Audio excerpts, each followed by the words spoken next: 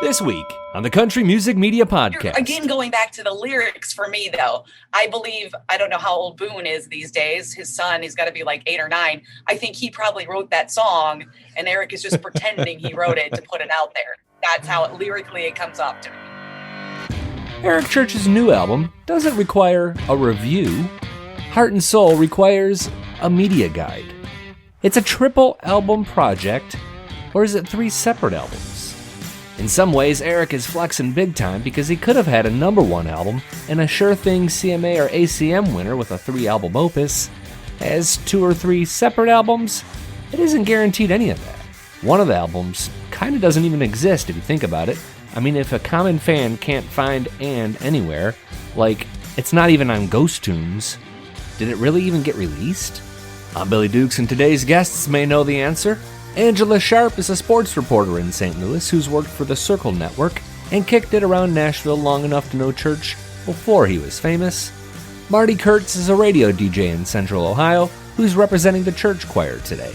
Grady Smith is country music's most famous YouTuber, known for his bold takes, thoughtful song and album essays, and insightful video lists. I gave each 1/3 of the album, and from there we get into how the trilogy ranks among Chief's catalog, how the songs rank amongst his top 50, and finally, a list I made that seems to have upset some fans.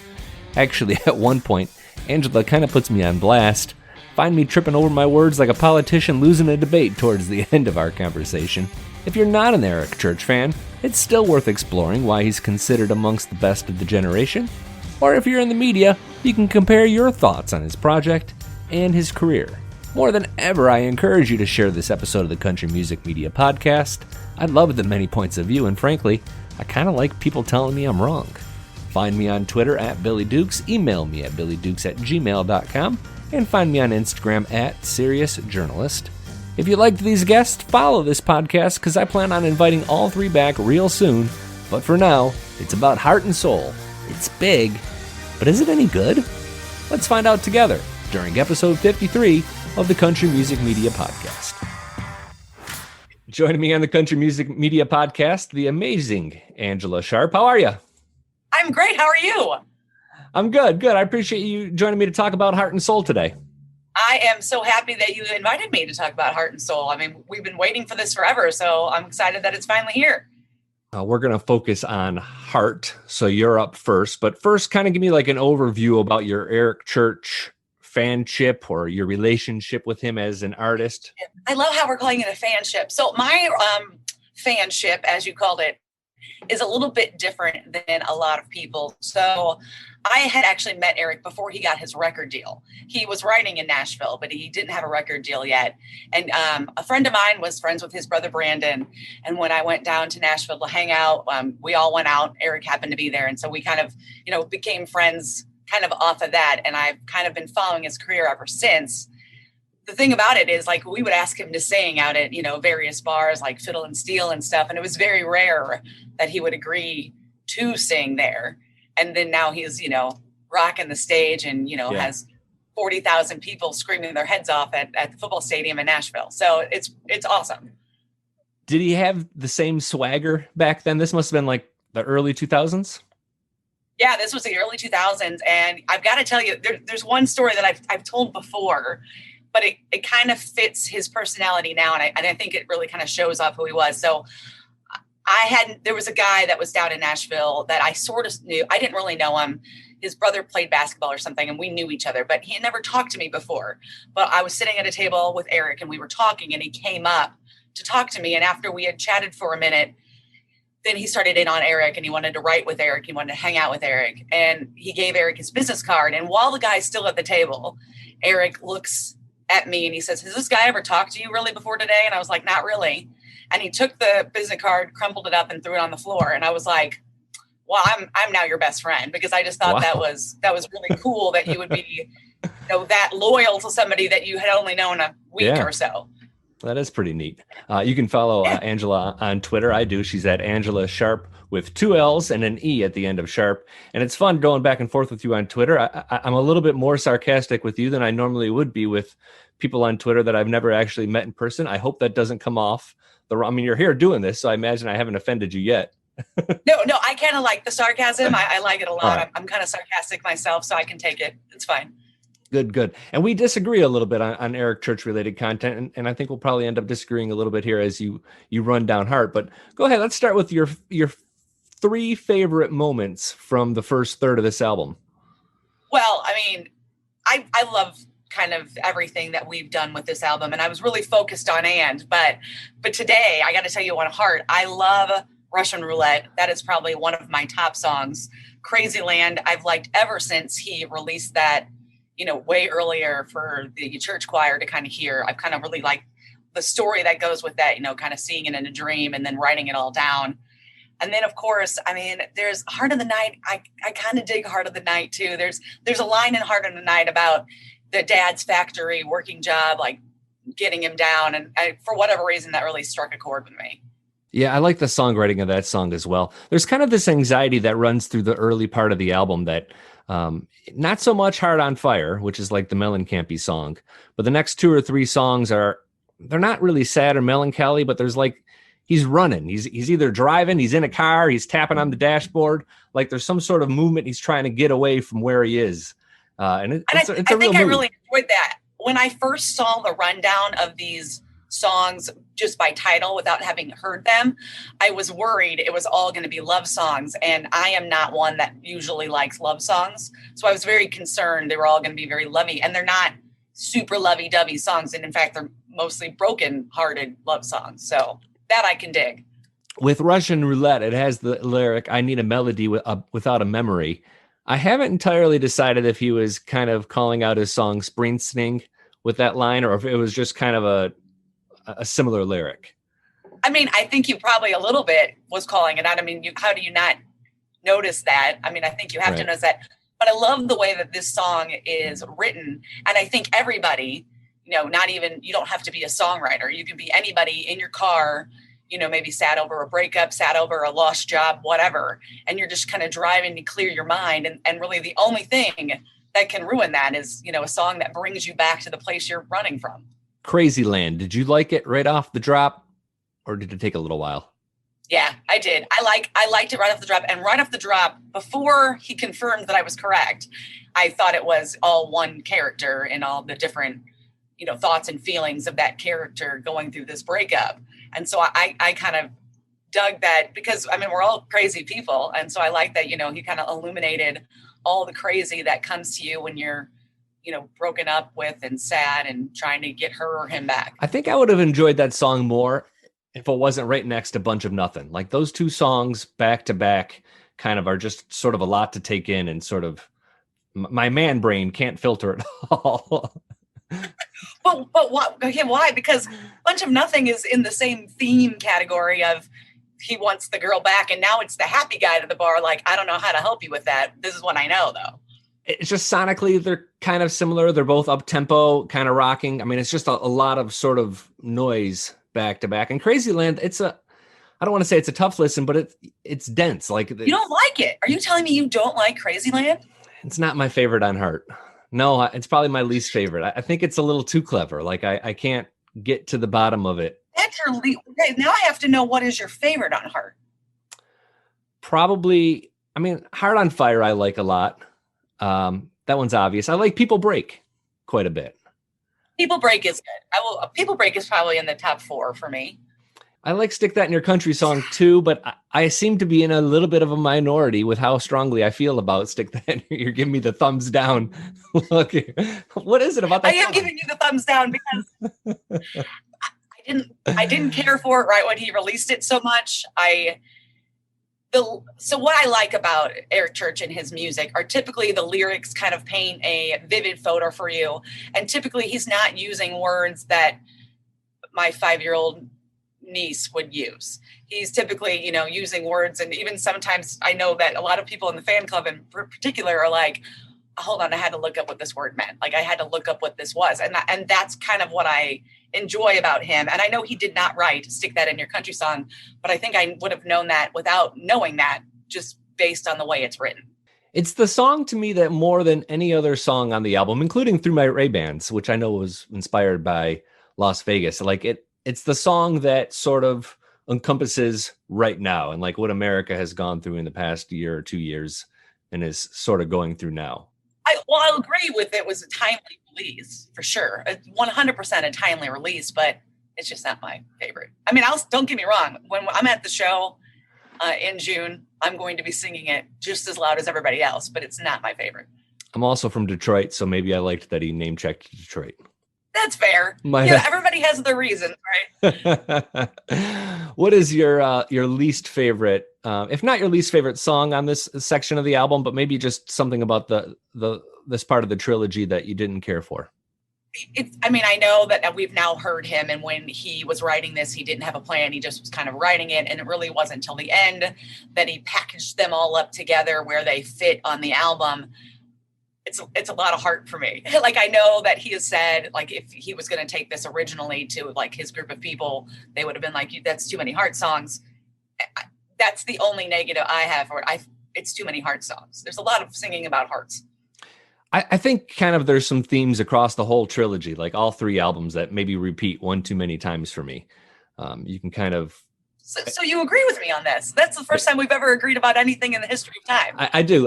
I mean, I think because you get kind of to the end of Soul and you're like, okay, that's an okay song, but he said it better here.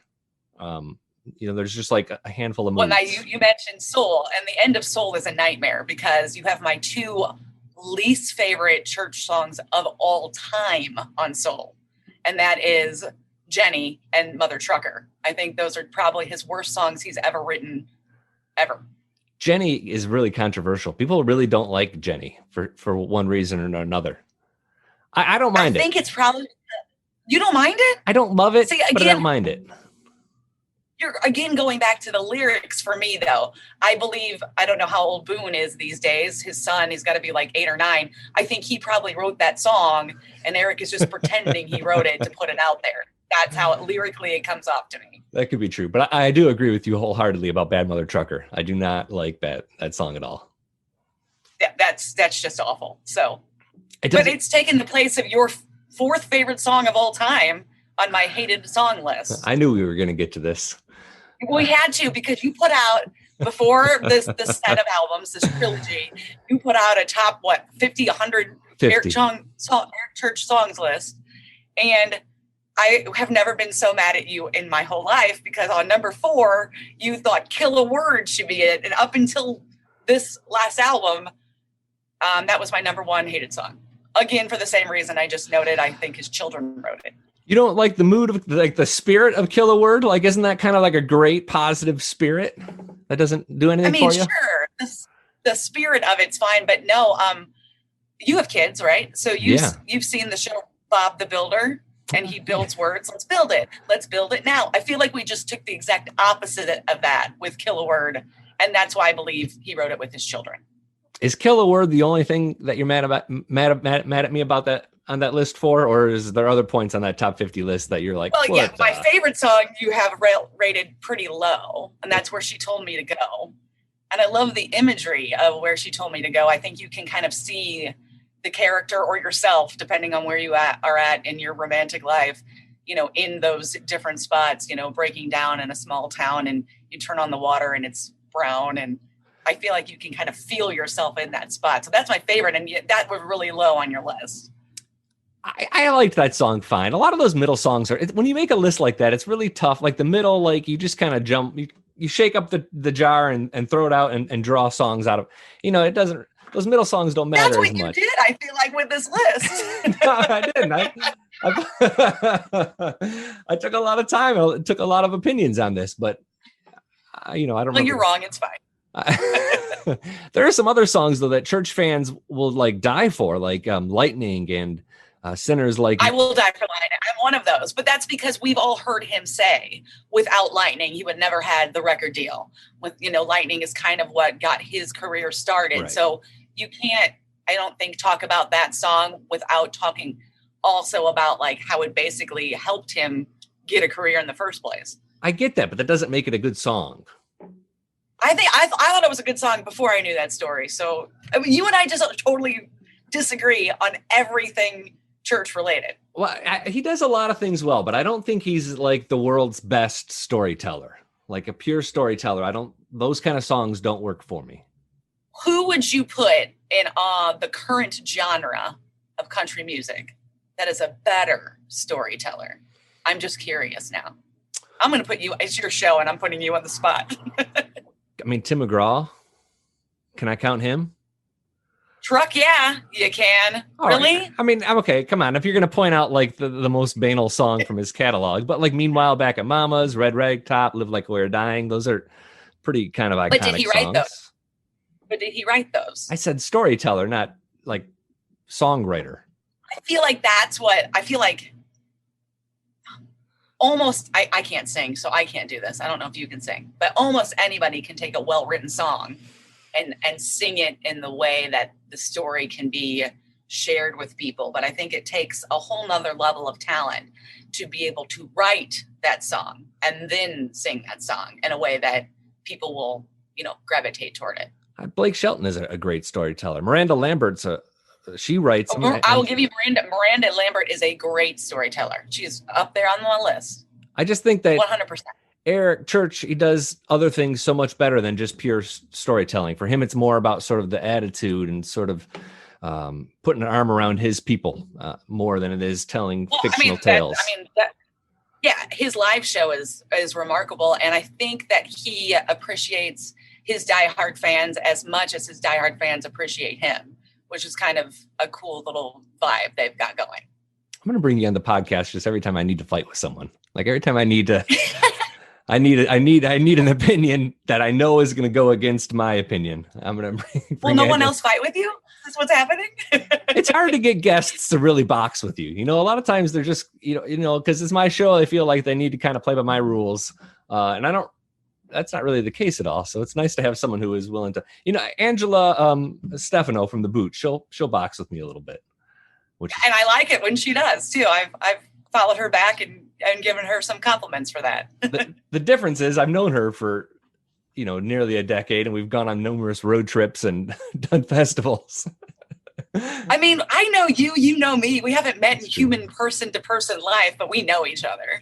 How does Heart and Soul overall rank in his catalog for you? That's a hard one for me because I think Carolina is always one of my favorites from him. I don't go to the Chief album. Carolina, for me, it's got all those stories in it. I think And is right up there with Carolina. And now we have to kind of separate these three albums out. But I think is great. I think there was a lot of chatter online when these three albums dropped about how they didn't fit the same sound maybe that people were, used to. And I think And is for those Church fans who wanted that same Eric Church sound. Like that's what I would have expected this album to sound like, is what's on And. But there's a couple songs that I just really dig. And one of them you also don't like, and it's probably my favorite, is a Dew-Side. Dew-Side is right up there on one of my favorites. I don't. To me, he just kind of took every idea he's ever had and smashed them together like Play-Doh and just kind of squeezed it out through one of those like Play-Doh pasta makers, and out came Dew-Side. No, Dew-Side. I love Dew-Side because I've been in that spot of the person that's singing the Dew-Side where you're usually the one that leaves, but then you get broken up with and all those things go through your head. Mad Men, which is also an And is one of my all-time favorites. I think that one's just killer. And then Break It, I think that one's great too. I mean, I just kind of like all those songs in it. But for me, in the catalog, I would say And Soul are up there. I don't know that I would put them in my top 1 and 2. I think I would Carolina's still going to be 1 for me, and then maybe And would be 2nd. I think you really do have to look at these albums as 3 albums. It's kind of unfair to look at them as sort of one unified album. I mean, he released them separately, but sonically, there's not really a thread that ties the 3 albums together. And individually, they kind of work on their own. It's an odd project. They do. But have you listened to them in order, Heart and Soul? Because I haven't. I don't mind the way that flows. When you go through all of Heart, then you go through And, because the And is kind of the middle in between all these Heart songs and this kind of more jive that you're going to get on Soul. Yeah, but it flows as well as any other Eric Church. Like if I was just to listen to like Mr. Misunderstood into Desperate Man, it would probably kind of work the same way. That it's not jarring. Yeah, you're probably not wrong. Yeah. Probably not wrong there. She's on Twitter at Angela Sharp. I didn't say you're right. I just said you're not wrong. I'll take it. Not wrong. At Angela Sharp, ANGELLASHARPE. And you can just kind of find your way into my mentions to find her giving me a lot of shit on the regular. Always. If you'd rather. Thank you so much for joining the Country Music Media Podcast today. Thanks for having me. It was so much fun. Second part of our 3-part Heart and Soul album